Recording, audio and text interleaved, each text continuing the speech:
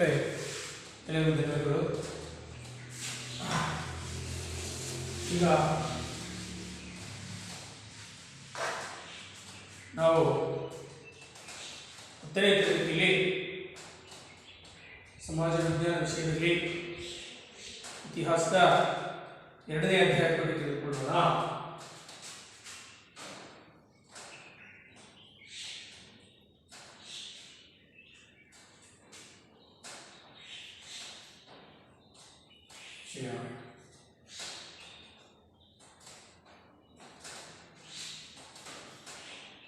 ಸಮಾಜ ವಿಜ್ಞಾನ.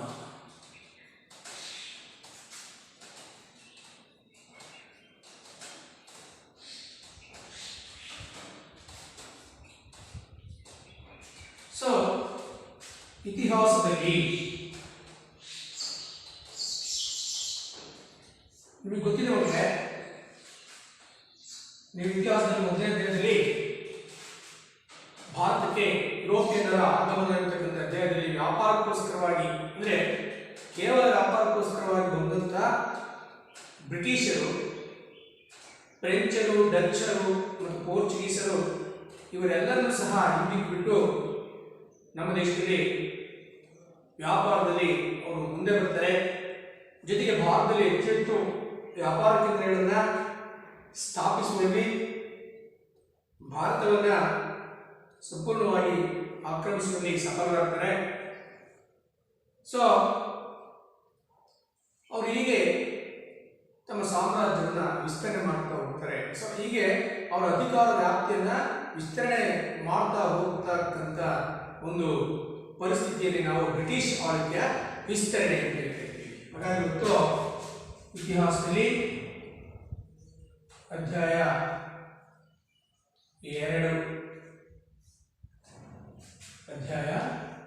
2 ಬ್ರಿಟಿಷ್ ಆಳ್ವಿಕೆಯ ವಿಸ್ತರಣೆ. ಬ್ರಿಟಿಷ್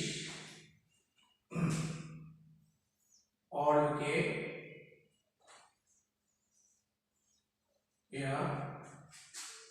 ವಿಸ್ತರಣೆ.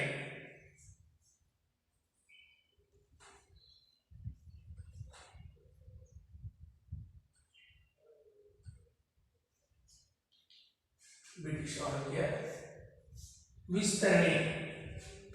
ಸೊ ಇಲ್ಲಿ ಬ್ರಿಟಿಷ್ ಆಳ್ವಿಕೆಯ ವಿಸ್ತರಣೆ ಅಂತಕ್ಕಂಥ ಅಧ್ಯಾಯದಲ್ಲಿ ಬ್ರಿಟಿಷರು ಹೇಗೆ ತಮ್ಮ ಅಧಿಕಾರ ವ್ಯಾಪ್ತಿಯನ್ನ ವಿಸ್ತರಿಸ್ತಾ ಹೋದ್ರು ಅಂತ, ಅಂದ್ರೆ ಹಂತ ಹಂತವಾಗಿ ಬ್ರಿಟಿಷರು ಭಾರತದ ದೇಶೀಯ ಸಂಸ್ಥಾನಗಳನ್ನ ಅಥವಾ ಭಾರತದ ರಾಜ್ಯಗಳನ್ನ, ಭಾರತದ ದೇಶೀಯ ಅರಸರನ್ನ ಸೋಲಿಸ್ತಾ ಭಾರತದ ದೇಶೀಯ ಸಂಸ್ಥಾನಗಳನ್ನ ಒಂದೊಂದಾಗಿ ವಶಪಡಿಸಿಕೊಳ್ತಾ ತಮ್ಮ ಸಾಮ್ರಾಜ್ಯವನ್ನ ಯಾವ ರೀತಿ ವಿಸ್ತರಣೆ ಮಾಡಿದ್ರು, ಇಡೀ ಭಾರತವನ್ನ ಯಾವ ರೀತಿ ಆಕ್ರಮಿಸಿಕೊಂಡ್ರು, ಇಡೀ ಭಾರತವನ್ನ ಯಾವ ರೀತಿ ವಶಪಡಿಸಿಕೊಂಡ್ರು ಎಂಬತಕ್ಕಂಥದ್ದನ್ನ ನಾವು ಈಗ ಈ ಅಧ್ಯಾಯದಲ್ಲಿ ತಿಳಿದುಕೊಳ್ಳೋಣ.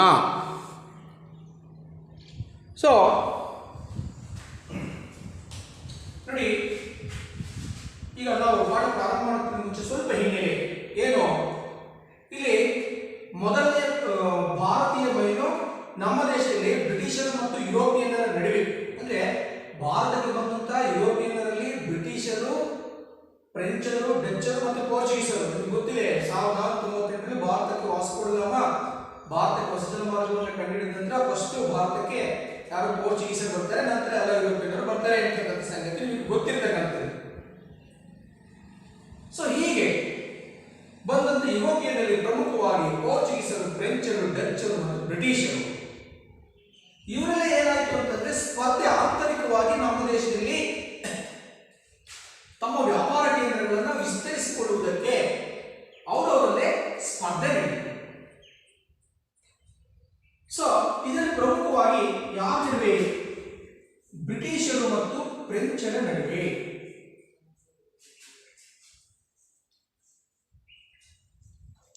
ಏನ್ ನಡೀತವೆ, ಕರ್ನಾಟಿಕ್ ಯುದ್ಧಗಳು.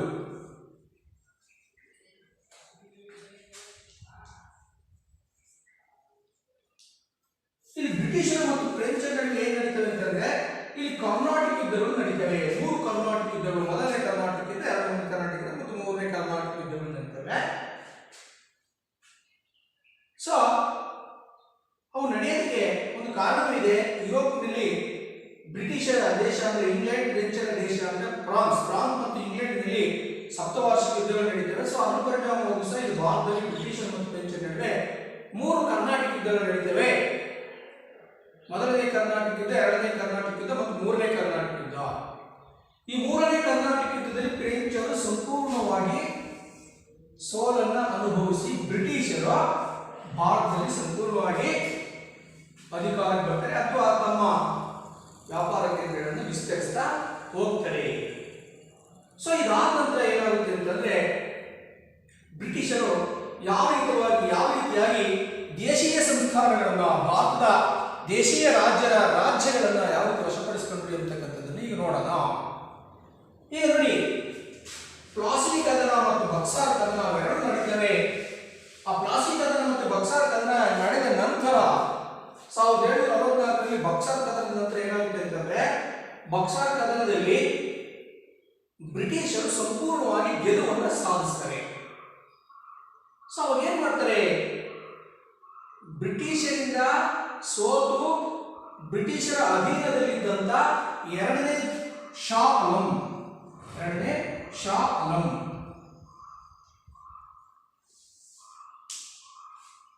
ಈ ಎರಡನೇ ಶಾ ಆಲಂನ ಮತ್ತೆ ಅವ್ರು ಏನ್ ಮಾಡ್ತಾರಪ್ಪ ಅಂತಂದ್ರೆ ದೆಹಲಿಯಲ್ಲಿ ಅಧಿಕಾರ. ಸೊ ಇದಾದ ನಂತರ ಏನಾಗುತ್ತಪ್ಪ ಅಂತಂದ್ರೆ ಮೊದಲನೇ ಆಂಗ್ಲೋ ಮರಾಠ ಯುದ್ಧ, ಎರಡನೇ ಆಂಗ್ಲೋ ಮರಾಠ ಯುದ್ಧ, ಮೂರನೇ ಆಂಗ್ಲೋ ಮರಾಠ ಯುದ್ಧ ಇರ್ತಕ್ಕಂಥ 3 ಯುದ್ಧಗಳು ನಡೀತವೆ. ಈ 3 ಆಂಗ್ಲೋ ಮರಾಠ ಯುದ್ಧಗಳು ನಡೆದ ನಂತರ ಮಹಾರಾಷ್ಟ್ರ ರಾಜ್ಯ ಅಥವಾ ಮರಾಠರ ರಾಜ್ಯ ಏನಾಗುತ್ತಪ್ಪ ಅಂತಂದ್ರೆ ಸಂಪೂರ್ಣವಾಗಿ ಬ್ರಿಟಿಷರ ವಶ ಆಗ್ತಾ ಹೋಗುತ್ತೆ. ಸೊ ಈ ರೀತಿಯಾಗಿ ಮರಾಠ ಸಾಮ್ರಾಜ್ಯವನ್ನು ವಶಪಡಿಸಿಕೊಳ್ತಾರೆ. ಮೈಸೂರನ್ನು ವಶಪಡಿಸಿಕೊಳ್ತಾರೆ. ಸಿಖ್ ಸಾಮ್ರಾಜ್ಯವನ್ನು ವಶಪಡಿಸಿಕೊಳ್ತಾರೆ. ಮತ್ತೆ ಇವರು ಜಾರಿಗೆ ತಂದಂತ ಅನೇಕ ನೀತಿ, ಸಹಾಯಕ ಸೇನೆ ಪದ್ಧತಿ ಮತ್ತು ದತ್ತು ಮಕ್ಕಳಿಗೆ ಹಕ್ಕಿಲ್ಲ ಅನ್ನುವಂಥ ನೀತಿಯಿಂದ ದೇಶೀಯ ಸಂಸ್ಥಾನಗಳನ್ನು ವಶಪಡಿಸಿಕೊಂಡ ತಮ್ಮ ಬ್ರಿಟಿಷ್ ಸಾಮ್ರಾಜ್ಯವನ್ನು ಅಥವಾ ಬ್ರಿಟಿಷ್ ಆಳ್ವಿಕೆಯನ್ನು ವಿಸ್ತರಣೆ ಮಾಡ್ತಾ ಹೋಗ್ತಾರೆ. ಸೊ ಇಲ್ಲಿ ಮುಖ್ಯವಾಗಿ ಬ್ರಿಟಿಷ್ ಆಳ್ವಿಕೆ ವಿಸ್ತರಣೆಗೆ ಸಹಾಯಕವಾದಂತಹ 2 ಅಂಶಗಳು ಅಂತಂದ್ರೆ ಬ್ರಿಟಿಷರು ಜಾರಿಗೆ ತಂದಂತ ಪ್ರಮುಖವಾದಂತ 2 ನೀತಿಗಳು ಯಾವುವು? ಒಂದು ಸಹಾಯಕ ಸೈನ್ಯ ಪದ್ಧತಿ,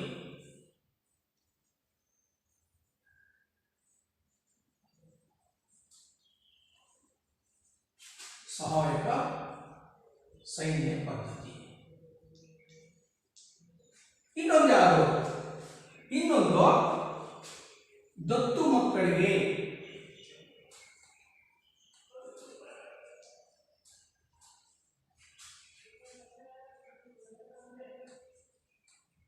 ಉತ್ತರಾಧಿಕಾರದ ಹಕ್ಕಿಲ್ಲ. ದತ್ತು ಮಕ್ಕಳಿಗೆ ಉತ್ತರಾಧಿಕಾರದ ಹಕ್ಕಿಲ್ಲ ಎಂಬತಕ್ಕಂಥ ಈ 2 ನೀತಿಗಳು ಪ್ರಮುಖವಾಗಿ ಬ್ರಿಟಿಷ್ ಆಳ್ವಿಕೆ ವಿಸ್ತರಣೆಗೆ ಸಹಾಯಕ ಆಗ್ತವೆ. ಪ್ರಶ್ನೆ ಕೇಳ್ತಾರೆ ನಿಮಗೆ, ಬ್ರಿಟಿಷ್ ಆಳ್ವಿಕೆ ವಿಸ್ತರಣೆಗೆ ಸಹಾಯಕವಾದಂತಹ ಪ್ರಮುಖವಾದಂತಹ 2 ನೀತಿಗಳು ಅಂತಂದ್ರೆ ಸಹಾಯಕ ಸೇನೆ ಪದ್ಧತಿ ಮತ್ತು ದತ್ತು ಮಕ್ಕಳಿಗೆ ಹಕ್ಕಿಲ್ಲ ಎಂಬತಕ್ಕಂಥ ನೀತಿ. ಇವನ್ನ ಜಾರಿ ತಂದವರು, ಸಹಾಯಕ ಸೈನ್ಯ ಪದ್ಧತಿಯನ್ನು ಜಾರಿ ತಂದವರು ಲಾರ್ಡ್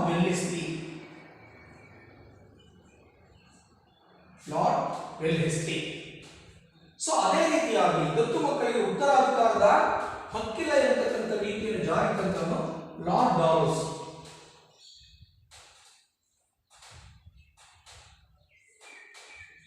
ಸೊ ಈ ರೀತಿಯಾಗಿ ಈ 2 ನೀತಿಗಳು ಬ್ರಿಟಿಷ್ ಆಳ್ವಿಕೆ ವಿಸ್ತರಣೆಗೆ ಸಹಾಯಕ ಆಗ್ತವೆ. ಸೊ ಅದರ ಜೊತೆಗೆ ಏನು ಈಗಾಗಲೇ ಭಾರತದಲ್ಲಿ ಏನಾಗುತ್ತಪ್ಪ ಅಂತಂದ್ರೆ ಮರಾಠರು, ಸಿಖ್ಖರು ಮತ್ತೆ ಮೈಸೂರಿನಲ್ಲಿ ಹೈದರಾಲಿ ಮತ್ತು ಟಿಪ್ಪು ಸುಲ್ತಾನರ ಒಂದು ಆಳ್ವಿಕೆ ಇರುತ್ತೆ. ಇವರು ಮುಂದೆ ಏನ್ ಮಾಡ್ತಾರೆ ಅಂತಂದ್ರೆ ಬ್ರಿಟಿಷರಿಗೆ ಪ್ರತಿರೋಧವನ್ನು ತೋರುತ್ತಾರೆ. ಬ್ರಿಟಿಷ್ ಆಳ್ವಿಕೆ ವಿಸ್ತರಣೆಗೆ ಪ್ರತಿರೋಧವನ್ನು ತೋರಿದಂತ ಪ್ರಮುಖರು ಅಂತಂದ್ರೆ ಆ ಕಾಲದಲ್ಲಿ ಮರಾಠರು, ಸಿಖ್ಖರು ಮತ್ತೆ ಹೈದರಾಲಿ ಅಂದ್ರೆ ಮೈಸೂರಿನಲ್ಲಿ ಆಳ್ವಿಕೆ ಮಾಡಿದಂತ ಹೈದರಾಲಿ ಮತ್ತು ಟಿಪ್ಪು ಸುಲ್ತಾನ್. ಸೊ ಇವ್ರೇನ್ ಮಾಡ್ತಾರೆ, ಆಂಗ್ಲೋ ಮರಾಠ ಯುದ್ಧಗಳನ್ನು ಬ್ರಿಟಿಷರು ನಡೆಸಿ ಮರಾಠ ಸಾಮ್ರಾಜ್ಯವನ್ನು ವಶಪಡಿಸಿಕೊಳ್ತಾರೆ. ಆಂಗ್ಲೋ ಸಿಖ್ ಯುದ್ಧಗಳನ್ನು ನಡೆಸಿ ಸಿಖ್ ಸಾಮ್ರಾಜ್ಯವನ್ನ ವಶಪಡಿಸಿಕೊಳ್ತಾರೆ. ಆಂಗ್ಲೋ ಮೈಸೂರು ಯುದ್ಧಗಳನ್ನು ನಡೆಸಿ ಮೈಸೂರು ಸಂಸ್ಥಾನವನ್ನ ವಶಪಡಿಸಿಕೊಳ್ಳುವುದರ ಮೂಲಕವಾಗಿ ಬ್ರಿಟಿಷ್ ಆಳ್ವಿಕೆಯ ವಿಸ್ತರಣೆಯನ್ನು ಮಾಡ್ತಾರೆ. ಸೊ ಈಗ ನಾವು ಆಂಗ್ಲೋ ಮರಾಠ ಯುದ್ಧಗಳ ಬಗ್ಗೆ ತಿಳಿದುಕೊಳ್ಳೋಣ. ಆಂಗ್ಲೋ ಮರಾಠ ಯುದ್ಧಗಳು ಯಾಕೆ ನಡೆದವು, ಆ ಯುದ್ಧಗಳಿಗೆ ಕಾರಣ ಏನು, ಆ ಯುದ್ಧಗಳ ಪರಿಣಾಮ ಏನು ಎಂಬತಕ್ಕಂಥ ವಿಷಯವನ್ನು ತಿಳಿದುಕೊಳ್ಳೋಣ. ಇಲ್ಲಿ ಮೊದಲನೇ ಆಂಗ್ಲೋ ಮರಾಠ ಯುದ್ಧ.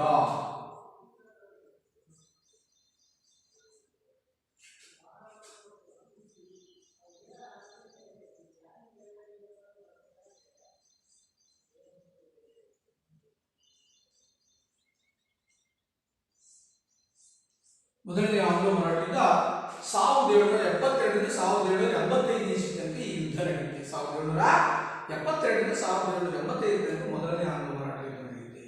ಯಾರ್ಯಾರ ನಡೆಯುತ್ತೆ? ಮರಾಠರು ಮತ್ತು ಬ್ರಿಟಿಷರ ನಡುವೆ ಆಂಗ್ಲೋ ಮರಾಠ ಯುದ್ಧ ನಡೆಯುತ್ತೆ. ಹಾಗಾದ್ರೆ ಮರಾಠರು ಯಾವ ರಾಜ ಬ್ರಿಟಿಷರೊಂದಿಗೆ ಯುದ್ಧವನ್ನು ಮಾಡ್ಕೊಳ್ತಾರೆ ಅಥವಾ ಯುದ್ಧವನ್ನು ಮಾಡ್ತಾರೆ ಅಂತ ನಾವು ಏನಾಗುತ್ತೆ ಅನ್ನೋದನ್ನ ಈಗ ನಾವು ತಿಳ್ಕೊಳ್ಳೋಣ.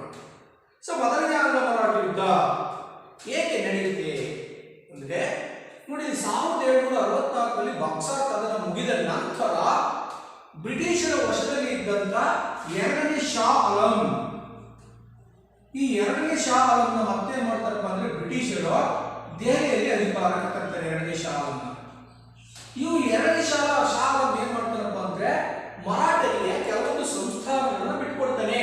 ಯಾರು? ಶಾ ಆಲಂ.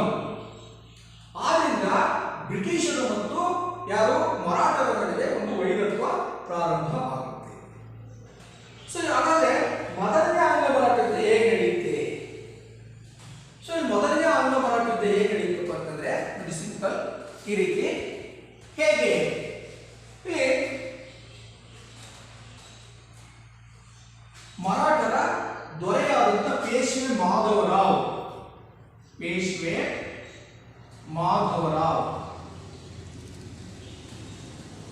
ಈ ಪೇಶ್ವೆ ಮಾಧವರಾವ್ ಏನು ಮಾಡ್ತಾನೆ? ಮರಣವನ್ನು ಹೊಂದಿದ್ದಾರೆ.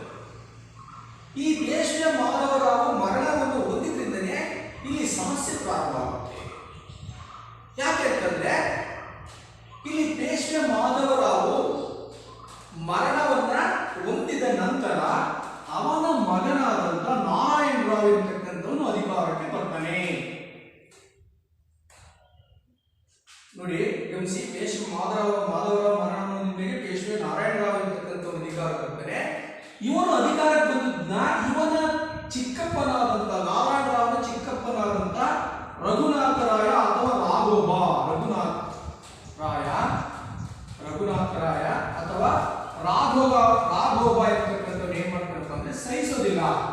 ಸೊ ಅದಕ್ಕೆ ಏನ್ ಮಾಡ್ತಾನೆ, ಈ ನಾರಾಯಣ ರಾವ್ನ ಚಿಕ್ಕಪ್ಪನಾದಂತ ರಘುನಾಥರಾಯ ಅಥವಾ ರಾಘೋಬ ನಾರಾಯಣ ರಾವ್ನನ್ನ ಕೊಲೆ ಮಾಡಿಸ್ತಾನೆ. ಏನ್ ಮಾಡ್ತಾನೆ? ನಾರಾಯಣ ರಾವ್ನನ್ನ ಕೊಲೆ ಮಾಡಿಸ್ತಾನೆ. ಯಾಕಕ್ಕೋಸ್ಕರ? ತಾನು ಅಧಿಕಾರಕ್ಕೆ ಬರಬೇಕು ಅಂತಕ್ಕಂಥ ಉದ್ದೇಶ. ಆದ್ರೆ ಇದನ್ನ ಮರಾಠ ನಾಯಕರು ಇವರು ಅಧಿಕಾರವನ್ನು ಒಪ್ಕೊಳ್ಳೋದಿಲ್ಲ. ಸೊ ಅದಕ್ಕೆ ನಾನಾ ಫಡ್ನವೀಸ್ ಇರ್ತಕ್ಕಂಥವನು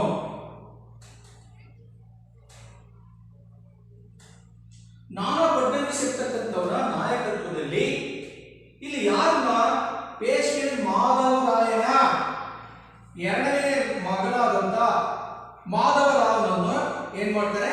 ಪೇಶ್ವೆಯನ್ನ ಮಾಡ್ತಾರೆ. ಸೊ ಆಗ ಏನ್ ಮಾಡ್ತಾನೆ, ಈ ರಘುನಾಥ ರಾಯ ಅಥವಾ ರಾಘೋಬ ತನಗೆ ಅಧಿಕಾರ ಸಿಗದೆ ಇದ್ದದ್ದರಿಂದ ಏನ್ ಮಾಡ್ತಾನೆ? ಬ್ರಿಟಿಷರ ಸಹಾಯವನ್ನು ಕೇಳ್ತಾನೆ. ಇದು ಮುಖ್ಯವಾದ ಅಂಶ. ಏನು? ಇಲ್ಲಿ ಮರಾಠರ ನಾಯಕನಾದಂತ ರಘುನಾಥ ರಾಯ ಅಥವಾ ರಾಘೋಬ ಬ್ರಿಟಿಷರ ಸಹಾಯವನ್ನು ಕೇಳ್ತಾರೆ. ಇದೇ ಇಂಥ ಅವಕಾಶವನ್ನು ಬ್ರಿಟಿಷರು ಕಾಯ್ತಾ ಇರ್ತಾರೆ. ಅದಕ್ಕಿಂತ ಸೊ ಇಂಥ ಅವಕಾಶವನ್ನೇ ಕಾಯ್ತಾ ಇದ್ದ ಬ್ರಿಟಿಷರು ಏನ್ ಮಾಡ್ತಾರೆ ಅಂತಂದ್ರೆ ಮರಾಠರ ಮೇಲೆ ಯುದ್ಧವನ್ನ ಮಾಡ್ತಾರೆ. ಸೊ ಈ ಯುದ್ಧ 1772ರಿಂದ 1775 ಇಸ್ವಿ ತನಕ ನಡೆಯುತ್ತೆ. ಈ ಮೊದಲನೇ ಆಂಗ್ಲೋ ಮರಾಠ ಯುದ್ಧ ಯಾವ ಒಂದು ಒಪ್ಪಂದದೊಂದಿಗೆ ಕೊನೆಗೊಳ್ಳುತ್ತಪ್ಪ ಅಂತಂದ್ರೆ, ಇದು ಮುಖ್ಯವಾದ ಅಂಶ, ಯಾವ ಒಪ್ಪಂದದೊಂದಿಗೆ ಕೊನೆಗೊಳ್ಳುತ್ತೆ ಅಂದ್ರೆ ಸಾಲ್ವಾಯ್ ಒಪ್ಪಂದ. ನೋಡಿ, ಮೊದಲನೇ ಆಂಗ್ಲೋ ಮರಾಠ ಯುದ್ಧ ಸಾಲ್ವಾಯ್ ಒಪ್ಪಂದದೊಂದಿಗೆ ಕೊನೆಗೊಳ್ಳುತ್ತೆ. ಈ ಒಪ್ಪಂದದ ಪ್ರಕಾರ ಬ್ರಿಟಿಷರು ಇದೇ ಮಾಧವರಾಯರನ್ನು ಏನ್ ಮಾಡಬೇಕು ಅಂತಂದ್ರೆ ಪೇಶ್ವೆಯನ್ನಾಗಿ ಮುಂದುವರಿಸ್ತಾರೆ. ಸೊ ಈ ರೀತಿಯಾಗಿ ಮೊದಲನೇ ಆಂಗ್ಲೋ ಮರಾಠ ಯುದ್ಧ ಮುಕ್ತಾಯ ಆಗುತ್ತೆ. ಸೊ ಇನ್ನೊಂದು ಹೇಳ್ತೀನಿ ನೋಡಿ, ಗಮನಿಸಿ. ಮೊದಲನೇ ಆಂಗ್ಲೋ ಮರಾಠ ಯುದ್ಧ ಯಾವ ಪ್ರಾರಂಭ ಆಗುತ್ತೆ ಅಂತಂದ್ರೆ, ಇಲ್ಲಿ ಮರಾಠ ಸಾಮ್ರಾಜ್ಯದಲ್ಲಿ ಪೇಶ್ವೆ ಮಾಧವರಾಯ ಎಂತಕ್ಕಂಥವರು ಅಧಿಕಾರದಲ್ಲಿರ್ತಾರೆ. ಇವನು ಮರಣವನ್ನು ಹೊಂದಿದ ನಂತರ ಅವನ ಬದಲು ರಾಜರಾಗುವುದಕ್ಕೆ ಅಲ್ಲಿ ಏನಾಗುತ್ತೆ, ಕಲಹ ಏರ್ಪಡುತ್ತೆ. ಅಂದ್ರೆ ಪೇಶ್ವೆ ಮಾಧವರಾಯನ ಮರಣದ ನಂತರ ನಾರಾಯಣ ರಾವ್ ಎಂತಕ್ಕಂಥವ್ರು ಅಧಿಕಾರಕ್ಕೆ ಬರ್ತಾನೆ. ಈ ನಾರಾಯಣ ರಾವ್ ಎಂತಕ್ಕಂಥವ್ರು ಅಧಿಕಾರಕ್ಕೆ ಬಂದಿದ್ನ ಈ ನಾರಾಯಣ ರಾವ್ನ ಚಿಕ್ಕಪ್ಪನಾದಂತ ರಘುನಾಥರಾಯ ರಾಘವ ಸಹಿಸೋದಿಲ್ಲ. ಅದಕ್ಕೆ ಈ ಮಾಧವರಾಯನ ಮಗನಾದಂತ ನಾರಾಯಣ ರಾವ್ನನ್ನ ಕೊಲೆ ಮಾಡಿಸ್ತಾನೆ. ಕೊಲೆ ಮಾಡಿಸಿ ತಾನು ಅಧಿಕಾರಕ್ಕೆ ಬರಬೇಕು ಅಂತಂದ್ರೆ ಇವನು ಪ್ರಯತ್ನವನ್ನು ಮಾಡ್ತಾನೆ. ಆದ್ರೆ ಮರಾಠ ನಾಯಕರು ಇದನ್ನು ಒಪ್ಕೊಳ್ಳೋದಿಲ್ಲ. ಸೊ ಅದಕ್ಕೆ ನಾನಾ ಫಡ್ನವೀಸರ ನಾಯಕತ್ವದಲ್ಲಿ ಏನ್ ಮಾಡ್ತಾರೆ, ಈ ಮಾಧವರಾಯನ ಎರಡನೇ ಮಗನಾದಂತ ಎರಡನೇ ಮಾಧವರಾಯನ ಏನ್ ಮಾಡ್ತಾರೆ, ಪೇಶ್ವೆಯನ್ನಾಗಿ ಮಾಡ್ತಾರೆ. ಸೊ ಅವಾಗ ಏನ್ ಮಾಡ್ತಾರೆ, ರಘುನಾಥರಾಯ ಅಥವಾ ರಾಘವ ಬ್ರಿಟಿಷರ ಸಹಾಯವನ್ನು ಕೇಳ್ತಾರೆ. ಇಂಥದೇ ಅವಕಾಶವನ್ನು ಕಾಯ್ತಿದ್ದಂತ ಬ್ರಿಟಿಷರು ಏನ್ ಮಾಡ್ತಾರೆ, ನಾನಾ ಫಡ್ನವೀಸರ ಮೇಲೆ ಅಥವಾ ಮರಾಠರ ಮೇಲೆ ಯುದ್ಧವನ್ನ ಮಾಡ್ತಾರೆ. ಸೊ ಈ ಯುದ್ಧ ಏನಾಗುತ್ತೆ ಅಂತಂದ್ರೆ 1772ರಿಂದ ಸ್ಟಾರ್ಟ್ ಆಗಿ 1785 ಮುಗಿಯುತ್ತೆ. ಕೊನೆಗೆ ಈ ಯುದ್ಧ ಸಾಲ್ವಾಯ್ ಒಪ್ಪಂದದೊಂದಿಗೆ ಕೊನೆಗೊಳ್ಳುತ್ತೆ. ಈ ಸಾಲ್ವಾಯ್ ಒಪ್ಪಂದದ ಪ್ರಕಾರ ಏನು, ಮಾಧವರಾಯನ ಎರಡನೇ ಮಗನಾದಂತ ಎರಡನೇ ಮಾಧವನೇ ಪೇಶ್ವೆಯಾಗಿ ಮುಂದುವರಿತಾನೆ. ಮೊದಲನೇ ಆಂಗ್ಲೋ ಮರಾಠ ಯುದ್ಧ ಸಾಲ್ವಾಯ್ ಒಪ್ಪಂದದೊಂದಿಗೆ ಕೊನೆಗೊಳ್ಳುತ್ತೆ. ಸೊ ಇದಾದ ನಂತರ ಮತ್ತೇನು, ನಾನು ಮೊದಲೇ ಹೇಳಿದೆ ಏನು, ಈಗ ಮೊದಲನೇ ಆಂಗ್ಲೋ ಮರಾಠ ಯುದ್ಧ ಆಯಿತು. ನೆಕ್ಸ್ಟ್ ಎರಡನೇ ಆಂಗ್ಲೋ ಮರಾಠ ಯುದ್ಧವನ್ನ ತಿಳಿದುಕೊಳ್ಳೋಣ. ಸೊ ಇಲ್ಲಿ ಎರಡನೇ ಆಂಗ್ಲೋ ಮರಾಠ ಯುದ್ಧವನ್ನ ತಿಳಿದುಕೊಳ್ಳುವುದಕ್ಕಿಂತ ಮುಂಚೆ ಇಲ್ಲಿ ಸಹಾಯಕ ಸೈನ್ಯ ಪದ್ಧತಿ ಬಗ್ಗೆ ನಾವು ತಿಳಿದುಕೊಳ್ಳೋಣ. ನೋಡಿ, ಈ ಸಹಾಯಕ ಸೈನ್ಯ ಪದ್ಧತಿ ನಾವು ಪಾಠದ ಪ್ರಾರಂಭದಲ್ಲಿ ನಿಮಗೆ ಹೇಳಿದೆ. ಬ್ರಿಟಿಷ್ ಆಳ್ವಿಕೆ ವಿಸ್ತರಣೆಗೆ ಸಹಾಯಕವಾದಂತಹ ಬ್ರಿಟಿಷರ ನೀತಿಗಳಲ್ಲಿ ಸಹಾಯಕ ಸೈನ್ಯ ಪದ್ಧತಿ ಮತ್ತೆ ದಲಿತ ಮಕ್ಕಳಿಗೆ ಹಕ್ಕಿಲ್ಲ ಇರತಕ್ಕಂಥ ನೀತಿಗಳು ಪ್ರಮುಖವಾದಂತಹ ಅಂಶಗಳು. ಸೊ ಈಗ ಸಹಾಯಕ ಸೈನ್ಯ ಪದ್ಧತಿ ಬಗ್ಗೆ ತಿಳಿದುಕೊಳ್ಳೋಣ. ಈ ಸಹಾಯಕ ಸೈನ್ಯ ಪದ್ಧತಿಯನ್ನು ಜಾರಿಗೆ ತಂದವನು ಲಾರ್ಡ್ ವಿಲ್ಲಿಸ್.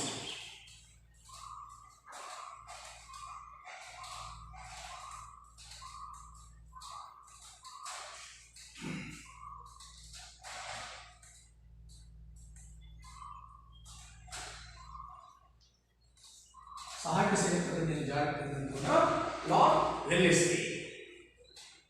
ಸೊ ಏನು ಸಹಾಯಕ ಸೈನ್ಯ ಪದ್ಧತಿ ಅಂದ್ರೆ, ಸಹಾಯಕ ಸೈನ್ಯ ಪದ್ಧತಿ ಅಂತಂದ್ರೆ ಬ್ರಿಟಿಷ್ ಕಂಪನಿ ಅಂದ್ರೆ ಈ ಏನು ಬ್ರಿಟಿಷ್ ಈಸ್ಟ್ ಇಂಡಿಯಾ ಕಂಪನಿ ಮತ್ತು ದೇಶೀಯ ಅರಸರ ನಡುವೆ ಆದಂತಹ ಒಂದು ಸೈನಿಕ ಒಪ್ಪಂದ ಅಂತ. ಏನಪ್ಪಾ ಅಂತಂದ್ರೆ ಬ್ರಿಟಿಷರು ಮತ್ತು ಅಥವಾ ಬ್ರಿಟಿಷ್ ಈಸ್ಟ್ ಇಂಡಿಯಾ ಕಂಪನಿ ಮತ್ತು ದೇಶೀಯ ರಾಜರ ನಡುವೆ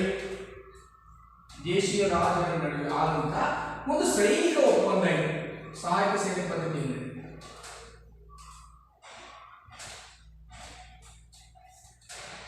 ಏನ್ ಮಾಡ್ತಾರೆ ಬ್ರಿಟಿಷರು? ಸೊ ಈ ಹಂತದಲ್ಲಿ ಏನ್ ಮಾಡ್ತಾರಪ್ಪ ಅಂತಂದ್ರೆ ಅವರು ಭಾರತದ ದೇಶೀಯ ಸಂಸ್ಥಾನಗಳನ್ನ, ಭಾರತದ ದೇಶದ ರಾಜ್ಯಗಳನ್ನ ಹಂತ ಹಂತವಾಗಿ ವಶಪಡಿಸಿಕೊಳ್ಳಕ್ಕೆ ಪ್ರಯತ್ನ ಪಡ್ತಾರೆ. ಸೊ ಯಾವ ರೀತಿಯಾಗಿ ನೋಡಿ, ಸಹಾಯಕ ಸೈನ್ಯ ಪದ್ಧತಿಯಿಂದಲೂ ಸಹ ಏನ್ ಮಾಡ್ತಾರೆ, ಇಲ್ಲಿ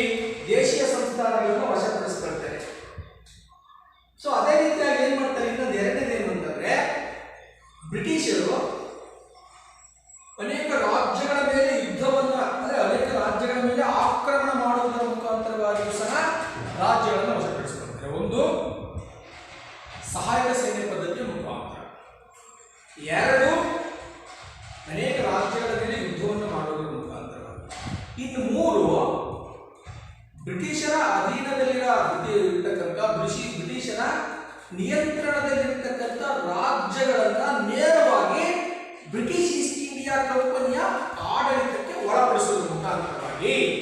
ಈ ಮೂರು ವಿಧಾನಗಳಿಂದ ಬ್ರಿಟಿಷರು ಏನ್ ಮಾಡ್ತಾರೆ ಅಂತಂದ್ರೆ ಭಾರತದ ದೇಶೀಯ ಸಂಸ್ಥಾನಗಳನ್ನ ವಶಪಡಿಸಿಕೊಂಡು ಅವರ ಒಂದು ಆಳ್ವಿಕೆಯನ್ನು ಅಥವಾ ಅವರ ಒಂದು ಸಾಮ್ರಾಜ್ಯ ವಿಸ್ತರಣೆಯನ್ನು ಅವರು ಮಾಡ್ತಾರೆ. ಸೊ ಈಗ ನಾವು ಸಹಾಯಕ ಸೈನ್ಯ ಪದ್ಧತಿ ಏನು, ಸಹಾಯಕ ಸೈನ್ಯ ಪದ್ಧತಿಯ ನಿಬಂಧನೆಗಳು ಏನು ಎಂಬತಕ್ಕಂಥ ಅಂಶವನ್ನು ಈಗ ನಾವು ತಿಳಿದುಕೊಳ್ಳೋಣ. ಸಹಾಯಕ ಸೈನ್ಯ ಪದ್ಧತಿಯ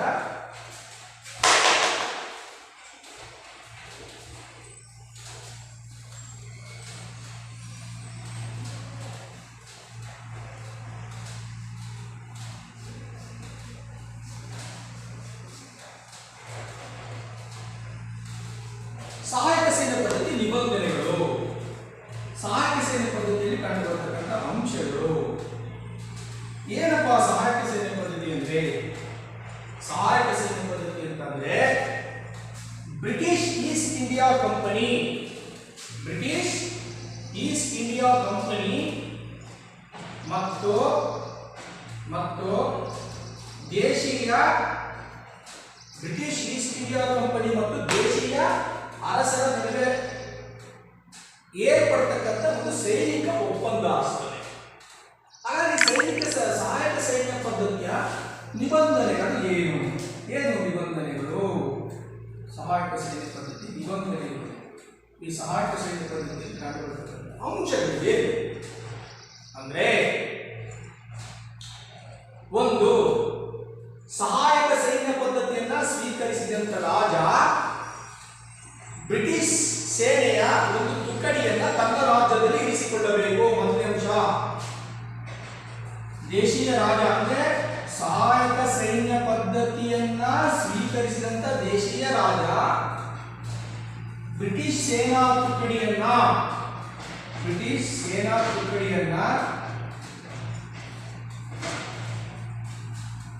ತನ್ನ ರಾಜ್ಯದಲ್ಲಿ ಇರಿಸಿಕೊಳ್ಳಬೇಕು.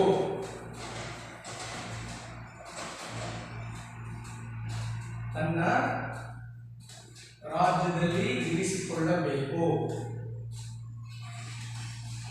ರಾಜ್ಯದಲ್ಲಿ ಇರಿಸಿಕೊಳ್ಳಬೇಕು. ಸೊ ಇನ್ನು ಎರಡನೇದೇನಪ್ಪ ಅಂದ್ರೆ, ಆ ಸೇನೆಯ ವೇತನ, ಖರ್ಚು, ವೆಚ್ಚ, ಭತ್ಯೆಗಳನ್ನ, ಆ ಸೇನೆಯ ವೇತನ, ಭತ್ಯೆ, ಖರ್ಚು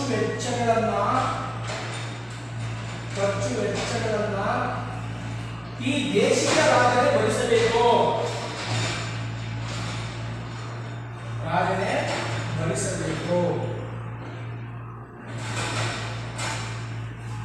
ಇನ್ನು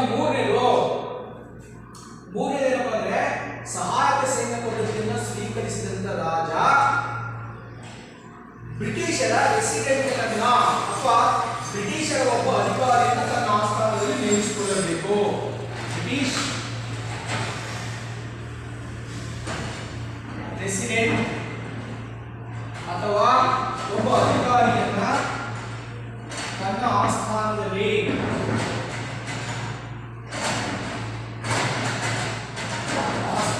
ಇರಿಸಿಕೊಂಡಿರಬೇಕು.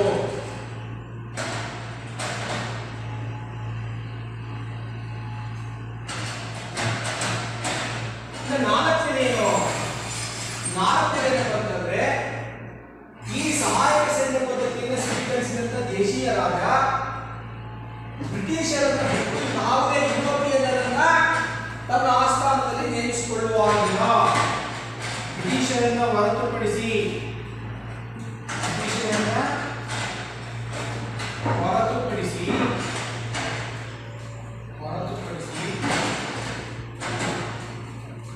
ಬೇರೆ ಯಾವುದೇ ಯುರೋಪಿಯನ್ನರನ್ನ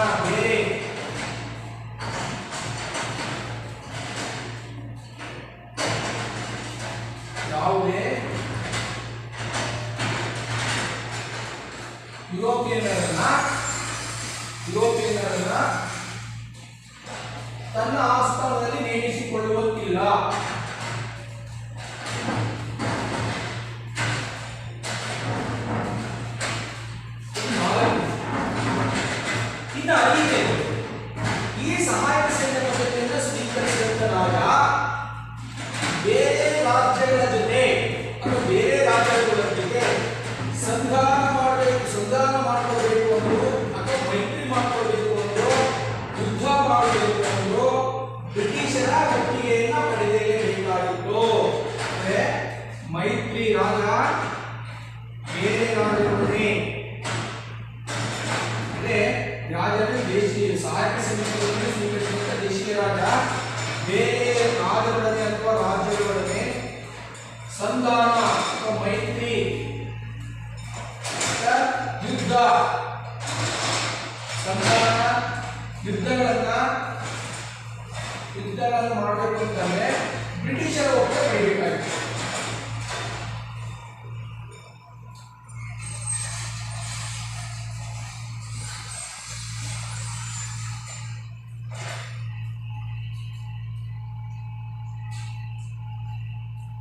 ಇನ್ನು ಕೊನೆಯದಾಗಿ ಆಗಿದೆ ಅಂತಂದ್ರೆ ಈ ಸಹಾಯಕ ಸೈನ್ಯ ಪದ್ಧತಿಯನ್ನ ಸ್ವೀಕರಿಸಿದಂತ ರಾಜನಿಗೆ ಬ್ರಿಟಿಷರು ಆಂತರಿಕವಾಗಿ ಮತ್ತು ಬಾಹ್ಯವಾಗಿ ರಕ್ಷಣೆಯನ್ನು ಕೊಡ್ತಾ ಇದ್ದಾರೆ.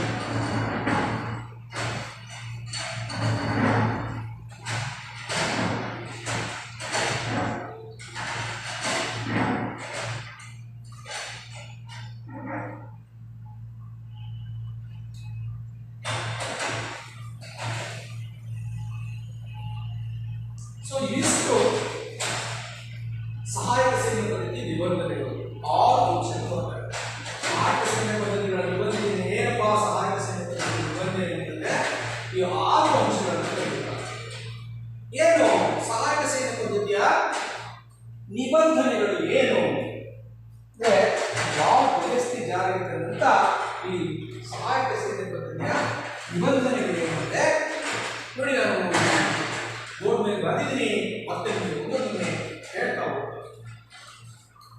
ನೋಡಿ, ಸಹಾಯಕ ಸೈನ್ಯ ಪದ್ಧತಿ ಎಂದರೆ ಬ್ರಿಟಿಷ್ ಈಸ್ಟ್ ಇಂಡಿಯಾ ಕಂಪನಿ ಅಥವಾ ಬ್ರಿಟಿಷರು ಮತ್ತು ದೇಶೀಯ ಅರಸರ ನಡುವೆ ಆದಂತ ಒಂದು ಸೈನಿಕ ಒಪ್ಪಂದ. ಈ ಸೈನಿಕ ಒಪ್ಪಂದ ಅಥವಾ ಸಹಾಯಕ ಸೈನ್ಯ ಪದ್ಧತಿಯ ನಿಬಂಧನೆಗಳೇನಪ್ಪ ಅಂದ್ರೆ ಒಂದನೇದು ಈ ಸಹಾಯಕ ಸೈನ್ಯ ಪದ್ಧತಿಯನ್ನು ಸ್ವೀಕರಿಸಿದಂತ ದೇಶೀಯ ರಾಜ ಅಥವಾ ದೇಶೀಯ ಅರಸ ಬ್ರಿಟಿಷ್ ಸೇನಾ ತುಕಡಿಯೊಂದನ್ನ ತನ್ನ ರಾಜ್ಯದಲ್ಲಿ ಇರಿಸಿಕೊಳ್ಳಬೇಕಾಗಿತ್ತು. ಇದು ಮೊದಲನೇ ಅಂಶ. ಇನ್ನು ಎರಡನೇ ಅಂಶ ಏನಪ್ಪ ಅಂತಂದ್ರೆ ಆ ಸಹಾಯಕ ಸೈನ್ಯ ಪದ್ಧತಿಯನ್ನು ಸ್ವೀಕರಿಸಿದಂತ ರಾಜ ತನ್ನ ಆಸ್ಥಾನದಲ್ಲಿ ಇರಿಸಿಕೊಂಡ ಬ್ರಿಟಿಷ್ ಸೇನಾ ತುಕಡಿಯ ವೇತನ, ಭತ್ಯೆ, ಖರ್ಚು ವೆಚ್ಚಗಳನ್ನೆಲ್ಲ ಸಂಪೂರ್ಣವಾಗಿ ಆ ರಾಜನೇ ಭರಿಸಬೇಕಾಗಿತ್ತು. ಇನ್ನು ಮೂರನೇ, ಆ ಸಹಾಯಕ ಸೈನ್ಯ ಪದ್ಧತಿಯನ್ನು ಸ್ವೀಕರಿಸಿದಂತ ರಾಜ ಬ್ರಿಟಿಷ್ ರೆಸಿಡೆಂಟ್ ಅಥವಾ ಬ್ರಿಟಿಷರ ಒಬ್ಬ ಅಧಿಕಾರಿಯನ್ನು ತನ್ನ ಆಸ್ಥಾನದಲ್ಲಿ ಇರಿಸಿಕೊಂಡಿರಬೇಕಾಗಿತ್ತು. ಇರಿಸಿಕೊಂಡ್ಬಿಟ್ಟು ಇವನು ಹೇಳಿದ ರೀತಿಯಲ್ಲಿ ಅವರು ನಡ್ಕೊಳ್ಬೇಕಾಗಿತ್ತು ಅಂತ ಅದರ್ಥ. ಇನ್ನು ಸೇನಾ ತುಕಡಿಯ ಖರ್ಚು ವೆಚ್ಚಗಳನ್ನೆಲ್ಲ ಅದೇ ರಾಜ ಭರಿಸಬೇಕಾಗಿತ್ತು. ಒಂದು ವೇಳೆ ಅವನಿಗೆ ಈ ಬ್ರಿಟಿಷ್ ಸೇನಾ ತುಕಡಿಯ ಖರ್ಚು ವೆಚ್ಚಗಳನ್ನು ಭರಿಸೋಕೆ ಸಾಧ್ಯ ಆಗದೇ ಇದ್ದಂತ ಪಕ್ಷದಲ್ಲಿ ಅವನು ಏನ್ ಮಾಡಬೇಕಾಗಿತ್ತು? ಬ್ರಿಟಿಷರು ನಿಗದಿಪಡಿಸಿದ ಒಂದು ಕಂದಾಯದ ಭೂ ಪ್ರದೇಶವನ್ನು ಅವನಿಗೆ ಬಿಟ್ಕೊಡ್ಬೇಕಾಗಿತ್ತು. ಇದು ಎರಡನೇದು. ಮೂರನೇ, ಬ್ರಿಟಿಷ್ ರೆಸಿಡೆಂಟ್ ಅಥವಾ ಬ್ರಿಟಿಷ್ ಅಧಿಕಾರಿಯೊಬ್ಬರನ್ನ ತನ್ನ ಆಸ್ಥಾನದಲ್ಲಿ ದೇಶೀಯ ಅರಸ ನೇಮಿಸಿಕೊಂಡಿರಬೇಕಾಗಿತ್ತು. ಅಂದ್ರೆ ಅರ್ಥ ಇವನು ದೇಶೀಯ ಸಂಸ್ಥಾನದ ಆ ರಾಜರ ಚಲನವಲನಗಳನ್ನ ಗಮನಿಸ್ತಾ ಇರ್ತಾನೆ. ಇವರ ನಿಯಂತ್ರಣದಲ್ಲಿ ಆ ದೇಶೀಯ ಇರ್ತಾನೆ. ನೆಕ್ಸ್ಟ್ ನಾಲ್ಕು ಅಂತಂದ್ರೆ ಆ ದೇಶೀಯ ರಾಜ ಬ್ರಿಟಿಷರನ್ನ ಹೊರತುಪಡಿಸಿ ಬ್ರಿಟಿಷರನ್ನ ಹೊರತುಪಡಿಸಿ ಯಾವುದೇ ಯುರೋಪಿಯನ್ನರನ್ನ ಅಲ್ಲಿ ತನ್ನ ಆಸ್ಥಾನದಲ್ಲಿ ನೇಮಿಸಿಕೊಳ್ಳುವ ಹಾಗೆ ಇರಲಿಲ್ಲ. ಈ 4 ಯುರೋಪಿಯನ್ ಬ್ರಿಟಿಷರ್ ಮಾತ್ರ ಇರಬೇಕಲ್ಲಿ. ಅಲ್ಲಿ ಫ್ರೆಂಚರಾಗಲಿ, ಡಚ್ಚರಾಗಲಿ, ಪೋರ್ಚುಗೀಸರಾಗಲಿ ಅಥವಾ ಯಾವುದೇ ದೇಶದವರಾಗಲಿ ಯುರೋಪಿಯನ್ನರು ಇಲ್ಲಿ ಈ ದೇಶೀಯ ಅರಸರ ಸಂಸ್ಥಾನದಲ್ಲಿ ಇರುವ ಹಾಗೆ ಇರಲಿಲ್ಲ. ನೆಕ್ಸ್ಟ್ 5ನೇ ನಿಬಂಧನೆ ಏನು? ಇಲ್ಲಿ ಆ ಸಹಾಯಕ ಸೈನ್ಯ ಪದ್ಧತಿಯನ್ನು ಸ್ವೀಕರಿಸಿದಂತ ರಾಜ ಬೇರೆ ಯಾವುದಾದ್ರೂ ರಾಜರೊಡನೆ ಮೈತ್ರಿ ಮಾಡ್ಕೊಳ್ಬೇಕು ಅಂದ್ರು, ಏನೋ ಸಂಧಾನ ಮಾಡ್ಕೊಳ್ಬೇಕು ಅಂತಂದ್ರು, ಯುದ್ಧ ಮಾಡಬೇಕು ಅಂದ್ರೂ ಸಹ ಬ್ರಿಟಿಷ್ ಈಸ್ಟ್ ಇಂಡಿಯಾ ಕಂಪನಿಯ ಒಪ್ಪಿಗೆಯನ್ನು ಕಡ್ಡಾಯವಾಗಿ ಪಡೆಯಲೇಬೇಕಾಗಿತ್ತು. ಅಂದ್ರೆ ಈ ಸಹಾಯಕ ಸೈನ್ಯ ಪದ್ಧತಿಯನ್ನು ಸ್ವೀಕರಿಸಿದ ಸ್ವೀಕರಿಸಿದಂತ ರಾಜ ಅವರಿಗೆ ಒಂದು ಸ್ನೇಹ ಒಪ್ಪಂದ ಮಾಡಿಕೊಳ್ಳೋದೇ ಆಗಲಿ, ಒಂದು ಯುದ್ಧ ಮಾಡತಕ್ಕಂಥ ಒಂದು ಸ್ವಾತಂತ್ರ್ಯನೇ ಆಗಲಿ ಅವನಿಗಿರಲಿಲ್ಲ. ಅವನು ಅದಕ್ಕೋಸ್ಕರವಾಗಿ ಬ್ರಿಟಿಷರ ಒಪ್ಪಿಗೆಯನ್ನ ಪಡೆದುಕೊಂಡೇ ಮುಂದುವರಿಬೇಕಾಗಿತ್ತು. ಇನ್ನು ಕೊನೆಯದಾಗಿ ಏನು ಈ ಸಹಾಯಕ ಸೈನ್ಯ ಪದ್ಧತಿಯನ್ನ ಸ್ವೀಕರಿಸಿದಂತ ರಾಜನಿಗೆ ಬ್ರಿಟಿಷರು ಏನ್ ಮಾಡಬೇಕಾಯಿತು? ಆ ರಾಜನಿಗೆ ಆಂತರಿಕವಾಗಿ ಮತ್ತು ಬಾಹ್ಯವಾಗಿ ರಕ್ಷಣೆಯನ್ನ ಕೊಡಬೇಕಾಗಿತ್ತು. ಸೊ ಇದಿಷ್ಟು ಏನಪ್ಪ ಅಂತಂದ್ರೆ ಸಹಾಯಕ ಸೈನ್ಯ ಪದ್ಧತಿಯ ನಿಬಂಧನೆಗಳು. ಈ ಮೂರನ್ನು ಪ್ರಶ್ನೆಗಳನ್ನು ಕೇಳಿ ನೀವು 6 ಅಂಶಗಳನ್ನು ಬರೆಯಬೇಕಾಗುತ್ತೆ. ಸೊ ನಂತರ ಏನಾಯಿತು? ಸೊ ನೋಡಿ, ಈ ರೀತಿಯಾಗಿ ಏನ್ ಮಾಡ್ತಾರಪ್ಪ ಅಂತಂದ್ರೆ ಬ್ರಿಟಿಷರು ಈ ಸಹಾಯಕ ಸೈನ್ಯ ಪದ್ಧತಿಯಿಂದ ಮರಾಠರ ಸಾಮ್ರಾಜ್ಯವನ್ನು ವಶಪಡಿಸಿಕೊಳ್ತಾರೆ, ಸಿಖ್ಖರ ಸಾಮ್ರಾಜ್ಯವನ್ನು ವಶಪಡಿಸಿಕೊಳ್ತಾರೆ, ಮೈಸೂರು ಸಂಸ್ಥಾನವನ್ನು ವಶಪಡಿಸಿಕೊಳ್ತಾರೆ. ಸೊ ಇಷ್ಟೇ ಅಲ್ಲ, ಇನ್ನು ಅನೇಕ ದೇಶೀಯ ಪ್ರಾಂತ್ಯಗಳನ್ನು ವಶಪಡಿಸಿಕೊಳ್ಳುವುದರ ಮೂಲಕವಾಗಿ ಇಡೀ ಭಾರತವನ್ನೇ ಅವರು ಆಕ್ರಮಿಸಿಕೊಳ್ಳುವುದರ ಮುಖಾಂತರವಾಗಿ ತಮ್ಮ ಸಾಮ್ರಾಜ್ಯ ವಿಸ್ತರಣೆಯನ್ನು ಭಾರತದಲ್ಲಿ ಈ ರೀತಿಯಾಗಿ ಮಾಡತಕ್ಕಂಥದ್ದನ್ನು ನಾವು ನೋಡುತ್ತೇವೆ. ಸೊ ಹೀಗೆ ಸಹಾಯಕ ಸೈನ್ಯ ಪದ್ಧತಿಯಿಂದ ಬ್ರಿಟಿಷರು ತಮ್ಮ ಆಳ್ವಿಕೆಯ ವಿಸ್ತರಣೆಯನ್ನು ಅಥವಾ ಸಾಮ್ರಾಜ್ಯದ ವಿಸ್ತರಣೆಯನ್ನು ಮಾಡಿದರು.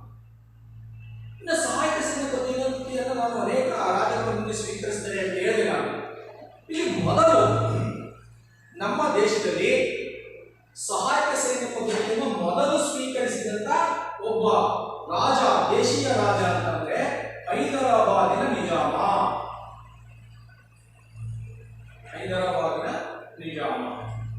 ಇವೆಲ್ಲ ನೀವು ಒಂದಂತಕ್ಕೆ ಕೇಳಬಹುದಾದ ಪ್ರಶ್ನೆಗಳು. ಏನು? ಸಹಾಯಕ ಸೈನ್ಯ ಪದ್ಧತಿಯನ್ನು ಮೊದಲು ಸ್ವೀಕರಿಸಿದಂತ ದೇಶೀಯ ರಾಜ ಅಂತಂದ್ರೆ ಹೈದರಾಬಾದಿನ ನಿಜಾಮ. ಆಮೇಲೆ ನಂತರ ಕಿತ್ತೂರು, ಗ್ವಾಲಿಯರು, ಮೈಸೂರು, ಏನು ಮರಾಠರು, ಸಿಖ್ಖರು, ಹೀಗೆ ಅನೇಕ ಪ್ರದೇಶಗಳು ಏನಾಗಬೇಕು ಅಂತಂದ್ರೆ ಅನೇಕ ಪ್ರಾಂತ್ಯಗಳು ಈ ಸಹಾಯಕ ಸೈನ್ಯ ಪದ್ಧತಿಯ ಅಡಿಯಲ್ಲಿ ಬ್ರಿಟಿಷರಿಗೆ ವಶ ಆಗ್ತಕ್ಕಂಥದ್ದನ್ನು ನಾವು ನೋಡ್ತೀವಿ. ಸೊ ಈ ರೀತಿಯಾಗಿ ಬ್ರಿಟಿಷರು ಸಹಾಯಕ ಸೈನ್ಯ ಪದ್ಧತಿಯ ಮುಖಾಂತರವಾಗಿ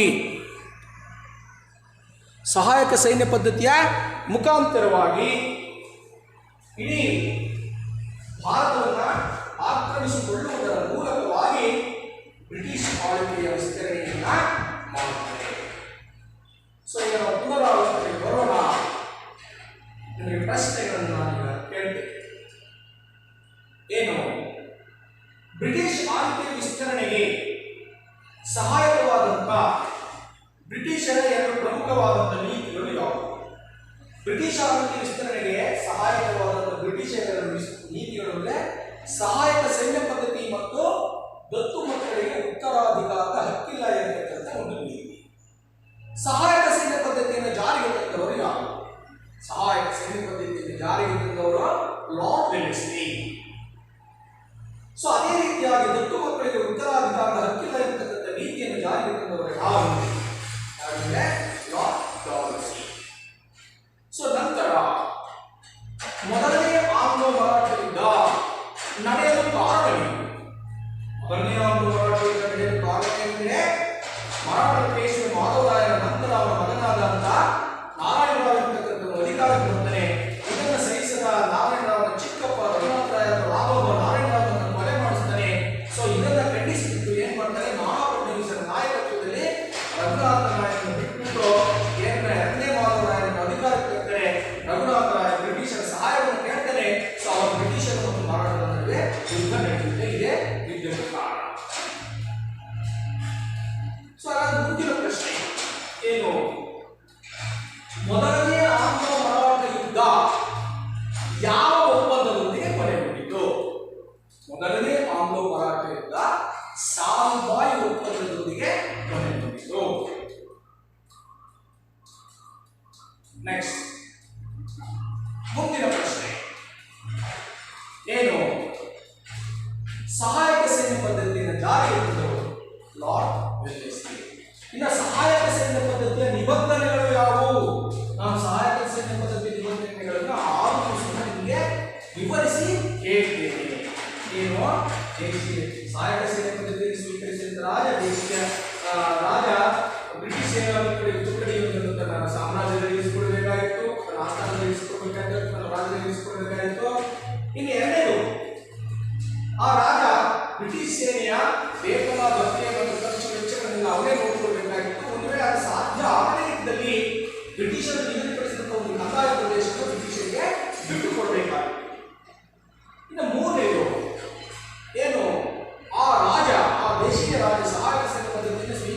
ರಾಜ ಬ್ರಿಟಿಷ್ ರೆಸಿಡೆಂಟ್ ಒಬ್ಬರನ್ನ ತನ್ನ ಆಸ್ಥಾನದಲ್ಲಿ ಇರಿಸಿಕೊಂಡಿರುತ್ತಾರೆ. ಇನ್ನು ನಾಲ್ಕನೇದು, ಬ್ರಿಟಿಷರನ್ನ ಹೊರತುಪಡಿಸಿ ಬೇರೆ ಯಾವುದೇ ಯುವತಿಯರನ್ನ ಆ ರಾಜ ತನ್ನ ಆಸ್ಥಾನದಲ್ಲಿ ಇರಿಸಿಕೊಂಡಿರಬಹುದಾಗಿತ್ತು. ಇನ್ನು ನೆಕ್ಸ್ಟ್, ಆ ದೇಶೀಯ ರಾಜ ಬೇರೆ ರಾಜರನ್ನು ಯುದ್ಧ ಮಾಡಬೇಕು, ಸಂಧಾನ ಮಾಡಬೇಕು, ಮಾಡಿಕೊಳ್ಳಬೇಕು ಅನ್ನೋದು ಬ್ರಿಟಿಷರ ಒಪ್ಪಿಗೆಯನ್ನು ಪಡ್ಕೊಳ್ಬೇಕಾಗಿತ್ತು. ಕೊನೆಯದಾಗಿ ಬ್ರಿಟಿಷರು ಇಂತಹ ದೇಶೀಯ ರಾಜರಿಗೆ ಮತ್ತು ಸಹಾಯಕ ಸೇವೆಯನ್ನು ಸ್ವೀಕರಿಸಿದ ರಾಜನಿಗೆ ಆಂತರಿಕವಾಗಿ ಮತ್ತು ಬಾಹ್ಯವಾಗಿ ರಕ್ಷಣೆಯನ್ನ ಕೊಡಬೇಕಾಗಿದೆ. ಈಗ ನಂತರ ಕೊನೆಯ ಪ್ರಶ್ನೆಗೆ ಏನು, ಸಹಾಯಕ ಸೈನ್ಯ ಪದ್ಧತಿಯನ್ನು ಸ್ವೀಕರಿಸಿದ ಮೊದಲ ದೇಶೀಯ ಅರಸ ಯಾರು? ಯಾರಂದ್ರೆ ಸಹಾಯಕ ಸೈನ್ಯ ಪದ್ಧತಿಯನ್ನು ಸ್ವೀಕರಿಸಿದ ಮೊದಲ ದೇಶೀಯ ರಾಜ ಅಂದ್ರೆ ಹೈದರಾಬಾದಿನ ನಿಜಾಮ. ಇನ್ನು ಮುಂದಿನ